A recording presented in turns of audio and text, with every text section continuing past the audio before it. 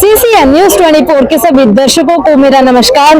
दर्शकों, आप लगातार हमारे चैनल पे देख सकते हैं कि भारतीय सेना के पूर्व सैनिक किस प्रकार से 20 फरवरी से भारत की राजधानी दिल्ली के जंतर मंतर पर बैठकर धरना दे रहे हैं, 1 रैंक 1 पेंशन इक्वल MSP के लिए। और यहाँ पे आप इस वक्त भी देख सकते हैं मेरे पीछे कई भारतीय सेना के पूर्व सैनिक मौजूद है।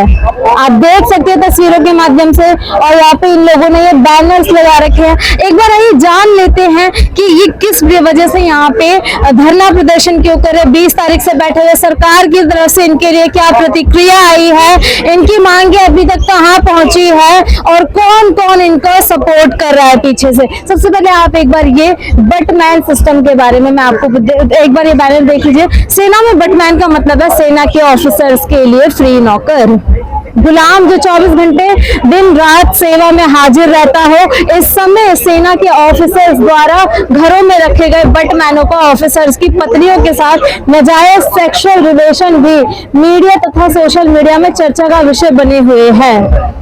बटमैन सिस्टम अंग्रेज के समय का है, जब ऑफिसर अंग्रेज और जवान गुलाम देश भारत के होते थे। सबसे बड़ी यहाँ पे बात आप ये देखिए कि इसमें लिखा हुआ है इस समय सेना के ऑफिसर द्वारा घरों में रखे गए बटमैनों का ऑफिसर्स की पत्नियों के साथ नाजायज सेक्सुअल रिलेशन।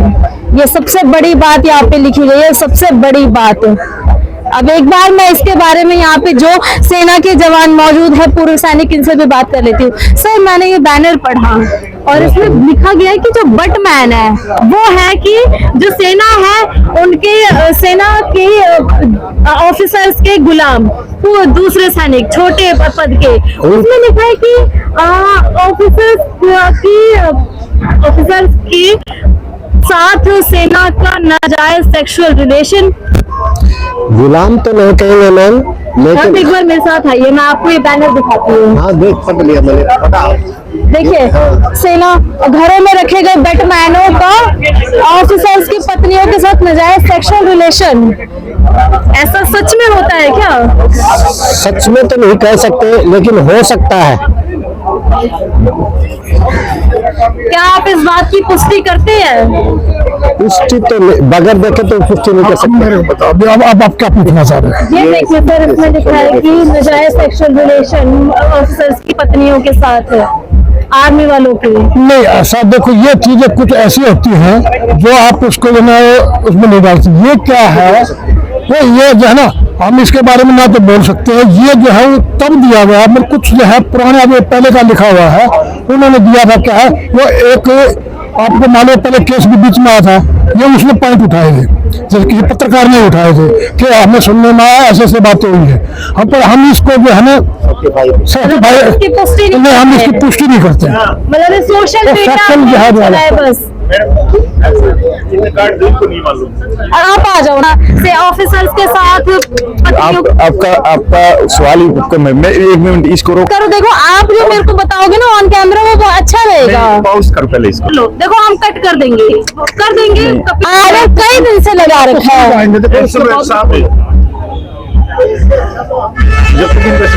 आपको ये हटा देना चाहिए था ना, तब पीछे अगर आप ऑन कैमरा नहीं कर सकते और आप पहले इसको समझो, गूगल पर सर्च करो, क्या है।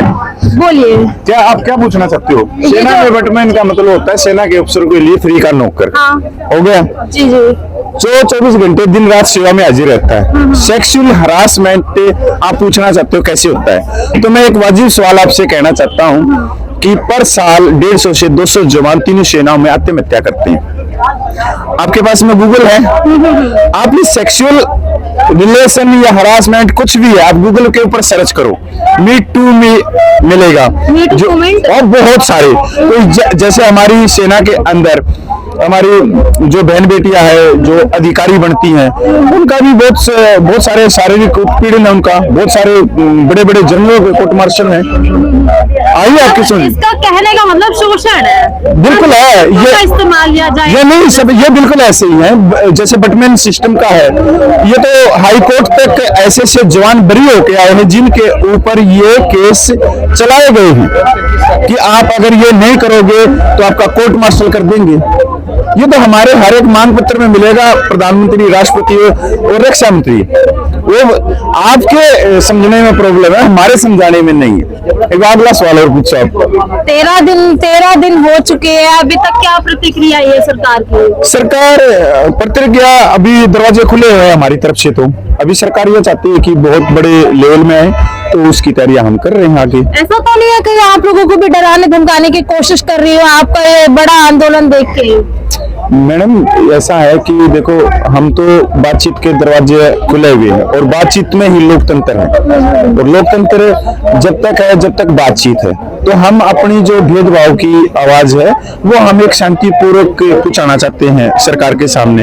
और सरकार ये कब तक हमारी परीक्षा लेती है, 8 दिन, 10 दिन, 2 महीने, 3 महीने।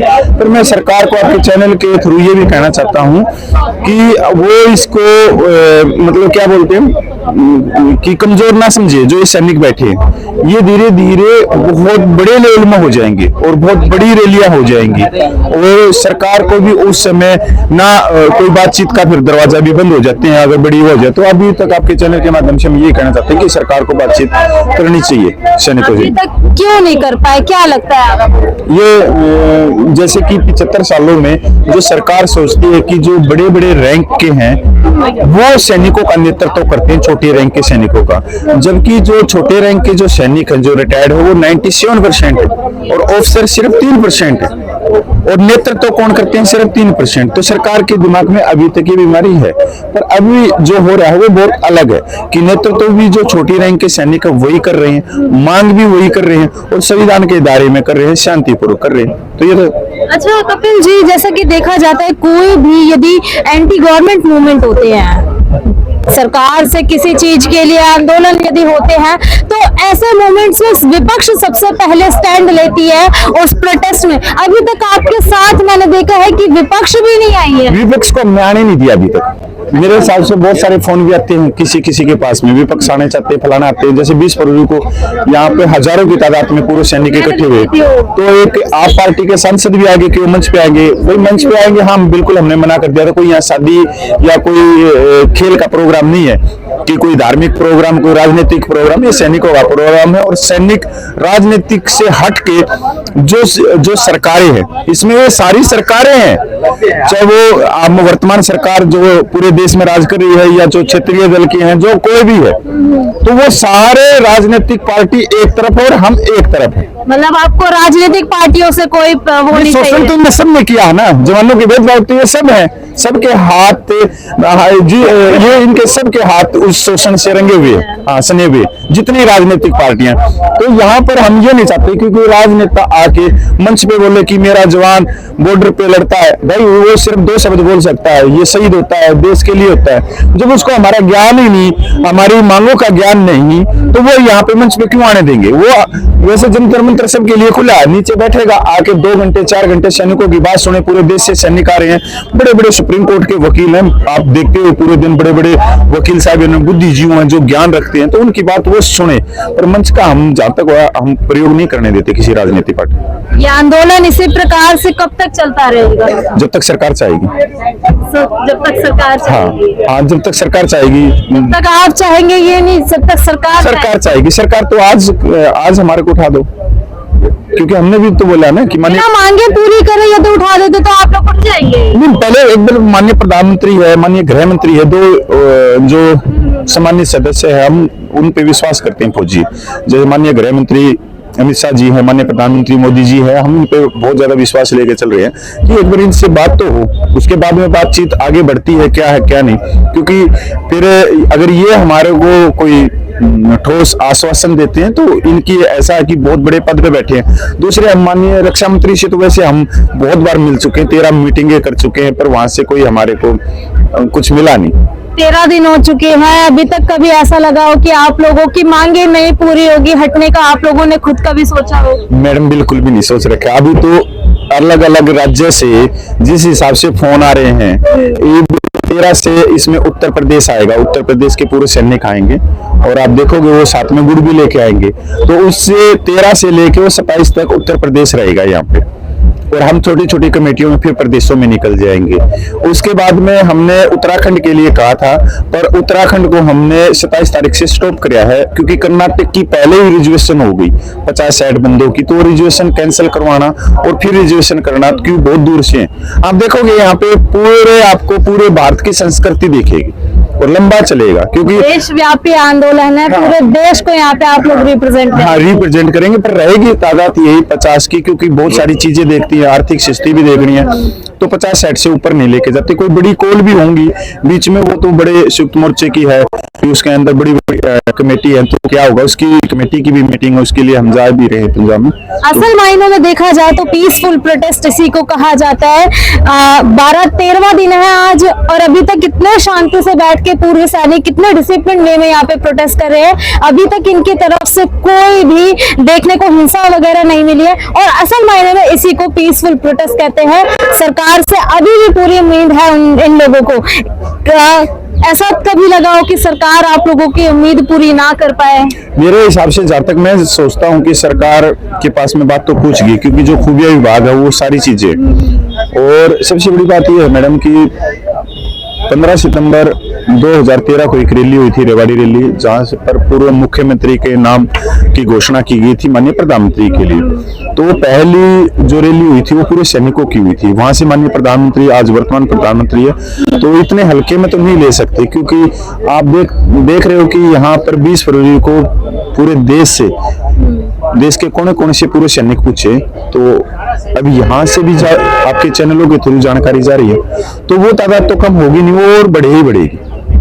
तो यहाँ पर बैठने का भी यही है कि पूरे देश में ये भी पता लगे कि आपके पूरे सैनिक वहाँ जंतर मंतर पे बैठे रहते हैं, और वो मान लो घर परिवार को सबको छोड़ के परेशान भी हो रहे हैं, मच्छर भी खा रहे हैं, पर ये संघर्ष थोड़ा अलग है। मेरी सैनिक माता बहनें जो विधवा, उनके लिए भी उनके भी हकों पे डकार मारी गई है। अच्छा, जैसे कि अभी 20 तारीख से ये प्रोटेस्ट चल रहा है, सेना में महिलाओं की भी पूर्ण भागीदारी है। महिला क्यों नहीं आई अभी तक? एक भी दिन मैंने महिलाओं को नहीं, सेना में महिलाएं जो अधिकारी रैंक में है, सिर्फ जवान रैंक में नहीं है।